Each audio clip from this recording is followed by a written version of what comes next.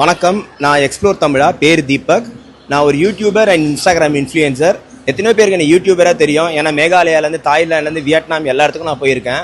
ஆனால் எங்கே போனாலும் சரி, அங்கே ஒரு சந்தோஷம் கிடைக்கும்னா இந்த இடத்துக்கு வந்தோம்னா மன திருப்தி கிடைக்கிற இடம் வந்து கோயில் தான். இப்போ பார்த்தீங்கன்னா நான் எங்கே வந்திருக்கேன்னா காஞ்சிபுரமில் இருக்க குபேரர் ஆலயம், ராஜகுபேரர் ஆலயம் வந்திருக்கேன். எதுக்குன்னு பார்த்தீங்கன்னா இந்த கோயில் மாத்திரம்தான் இப்போ வந்து குபேரர் பார்த்தீங்கன்னா திருப்பதியை பார்த்த மாதிரி இருப்பார்.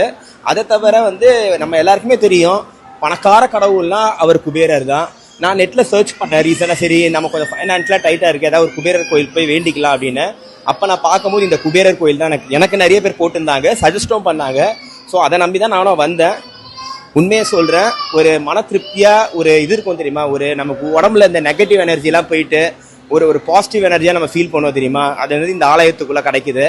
அதுக்கப்புறமா ஒரு முக்கியமான விஷயம், எனக்கு ரொம்ப பிடிச்ச சிவபெருமானும் குபேரரையும் ஒரே இடத்துல ஒரே தரிசனம் ரொம்ப அழகாக இருந்தது ஆக்சுவலாக.